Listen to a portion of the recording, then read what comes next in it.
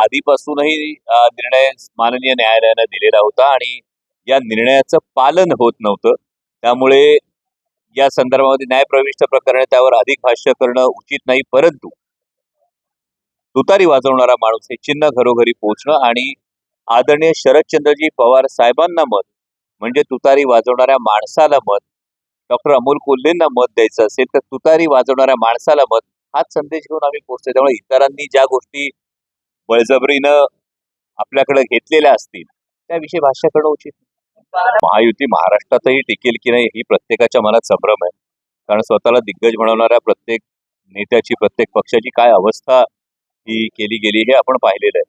म्हणजे जिथे तुम्ही मगाशी जो प्रश्न विचारला, घड्यावर लढणारे एकूण उमेदवार तरी किती राहिले आणि या पद्धतीनं जेमतेम 4 ते 5 जागा इतक्या मिन्नतवाऱ्या केल्यानंतर, इतक्या दिल्लीच्या वाऱ्या केल्यानंतर जेमतेम 4 ते 5 जागा वाटायला याव्यात. त्यातही 2 उमेदवाऱ्या या घरातच द्याव्या लागाव्यात. 2 उमेदवार हे आयात करावे लागावेत.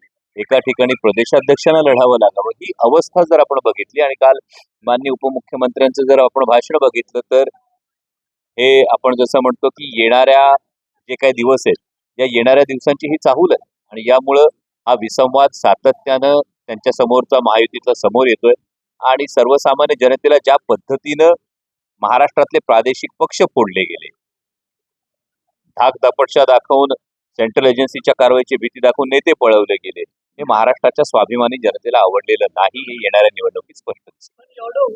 चॅलेंज देणारे नेते फार मोठे आहेत, पण या आधी जेव्हा त्यांच्या चॅलेंजची चर्चा झाली त्यावेळी त्यांच्या पाठीमागे आदरणीय शरदचंद्रजी पवार साहेबांची ताकद उभी होती.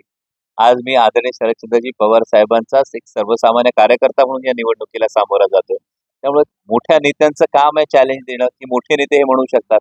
आमच्यासारख्या सर्वसामान्य मध्यमवर्गीय शेतकरी कुटुंबातल्या कार्यकर्त्यांनी ती आव्हानांची भाषा करण्यापेक्षा लढायचं असतं एवढंच आम्हाला ठाऊक करतो. हे माझ्या कांदा उत्पादक शेतकऱ्यांच्या जखमांवर मीठ सोडण्याचं काम करतायत. म्हणजे 2 एकर जो कांदा पिकवतो माझा शेतकरी, त्याचं एका सीझन मध्ये 7,20,000 रुपयांचं नुकसान तुम्ही केलंय. जर सरासरी फक्त 12 टन कांदा प्रति एकरी जरी पकडला तर 2 डिसेंबरला 40 रुपयांनी जाणारा कांदा आज 10-12 रुपयांनी माझ्या शेतकऱ्याला विकावा लागतोय. किलो मागं 30 रुपयाचं तुम्ही नुकसान करा आणि जर अशा पद्धतीनं माननीय प्रदेशाध्यक्ष विधान करत असतील तर माननीय प्रदेशाध्यक्षांचं हे विधान अत्यंत दुर्दैवी, अत्यंत निषेधार्ह आहे.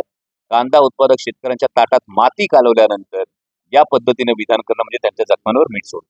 पुण्याच्या पूर्व भागातील 1938 पासून ग्राहकांना गुणवत्ता व सेवेची हमी असलेले अग्रवाल स्वीट्स म्हणजे नुसती परंपरा नाही तर चोखंदळ खवयांसाठी मेजवानी आहे. स्वर्गीय मुन्नालाल अग्रवाल यांच्या प्रदीर्घ वारसा सांभाळत अग्रवाल कुटुंबियांनी स्वीट्समध्ये ग्राहकांची गरज ओळखून अस्सल तुपातील पदार्थ आणि तत्पर सेवेचा वारसा जपत फूड क्षेत्रात नावलौकिक मिळवला आहे. हडपसर, गाडीतळ व आकाशवाणी रविदर्शन येथील अग्रवाल स्वीट्सच्या शाखेला नक्की भेट द्या.